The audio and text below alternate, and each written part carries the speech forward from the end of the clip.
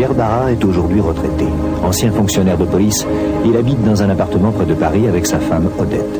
Leurs 3 enfants sont maintenant mariés et Odette et Pierre auraient pu se contenter d'une retraite tranquille. Mais ils se sont lancés dans une aventure extraordinaire, car une nuit, Pierre a fait un rêve étrange.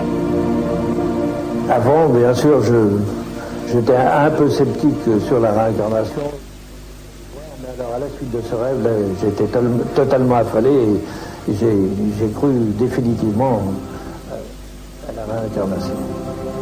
Il est vrai que lorsque les personnes vivent des séquences parfois extrêmement fortes, eh bien, leur vie change. Ils se rendent compte qu'ils ont été, qu'ils sont, et peut-être qu'ils seront à nouveau.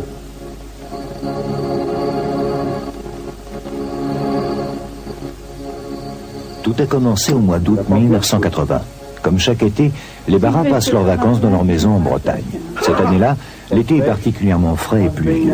En se couchant, Pierre est loin d'imaginer que la nuit qui l'attend va être très différente des autres et va l'entraîner dans un monde étrange qui va changer le sens de sa vie. Passez une bonne nuit.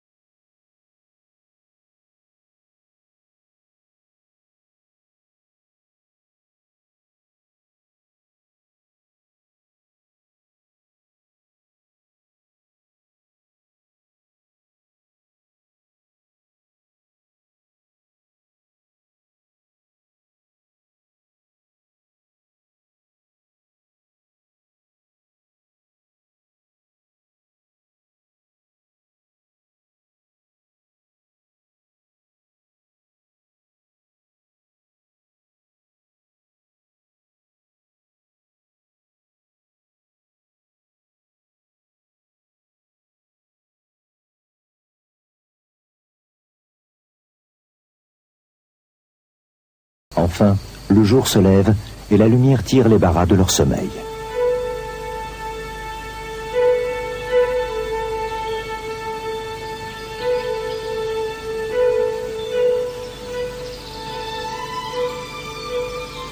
Le rêve que j'ai rêvé, c'était au mois d'août 1980. Je me suis rendu compte que ce rêve était véritablement important pour moi. Et je l'ai raconté immédiatement à ma femme. Je me voyais très très bien dans cette vie à cette époque. Certainement au XVIIIe siècle. Cette charrette était conduite par un homme grand. Cet homme, c'était moi. Je l'écoute et il me dit « Je suis sûr que c'était toi et je suis sûr que c'était moi et on était différents tous les deux. » Vu la pauvreté de ce coin, je me dis « Tiens, c'est peut-être un pays de l'Est ou en Pologne. » Et j'avais vu sur la plaque, la plaque d'entrée du village, OS, et plus loin, je me souviens seulement de RI. Raconte. Mais si. Pierre fait souvent des rêves d'une précision incroyable. Il a pris l'habitude de les raconter à sa femme. Mais ce rêve-ci est tellement présent et différent des autres, peut-être pense que son mari a vu en songe l'une de ses vies antérieures. Troublé, Pierre raconte son rêve à des amis et leur fait part de son émotion et de ses interrogations. Se pourrait-il qu'il ait été jadis ce paysan du XVIIIe siècle? Sur la tombe, c'était marqué John Brown. L'homme, c'était moi. Et il était tout énervé de son rêve. Il était vraiment...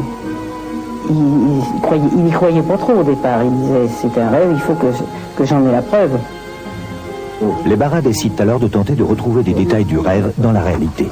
Mon épouse a eu l'idée de prendre l'Atlas mondial et de chercher parmi les 240 et quelques localités qui commençaient par Os, et elle a trouvé la ville ou le village d'Oswestry au pays de Galles. Grande-Bretagne. Odette et Pierre n'ont jamais été en Angleterre, et l'idée vient soudain à Odette d'emmener Pierre là-bas, à Oswestry. Elle pense que ça peut être important pour lui. Elle décide de lui faire la surprise et va seule acheter les billets d'avion. Odette Barras, elle est passée à l'agence pour chercher la façon de se rendre en Angleterre. Donc on a regardé sur un atlas où se trouvait Oswestry et on a trouvé que le meilleur aéroport était Birmingham. Des billets d'avion, mes pauvres. Pour aller en Angleterre? L'Angleterre, non. Mais si mon rêve ne voulait rien dire, enfin...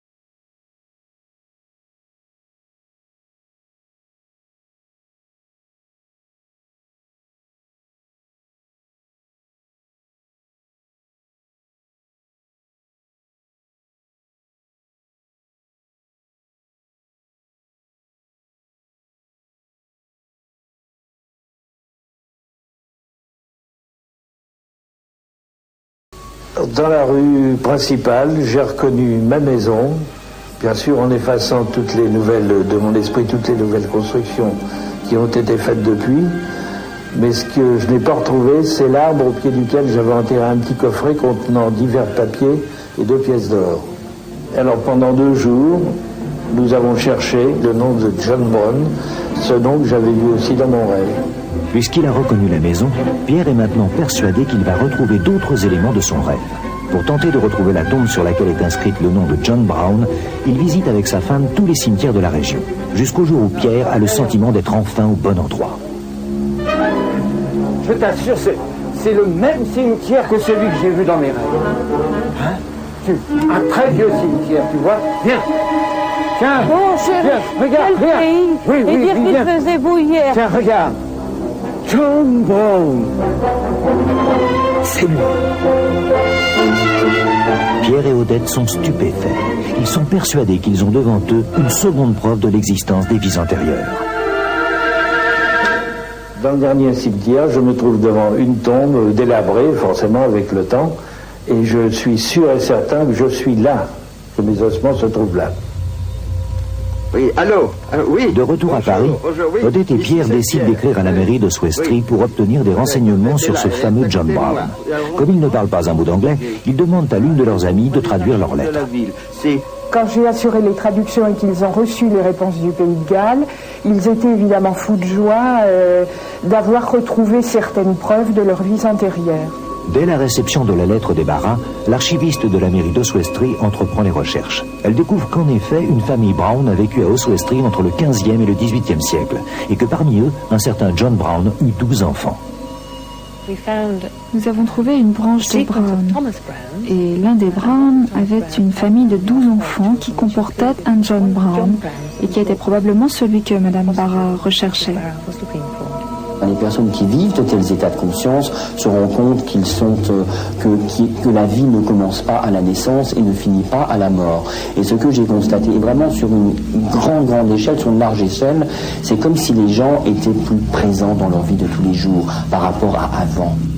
Pour Pierre, en effet, cette expérience a été positive. Il a trouvé une vraie sérénité. Dans ma vie, s'est passé un événement qui a changé vraiment toute la vision du monde que j'avais.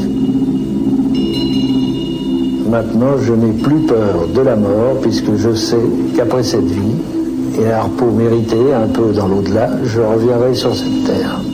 Les preuves retrouvées par les Barras ne sont-elles dues qu'au hasard, ou bien Pierre Barra a-t-il vraiment été dans une autre vie John Brown, ce cultivateur anglais du XVIIIe siècle?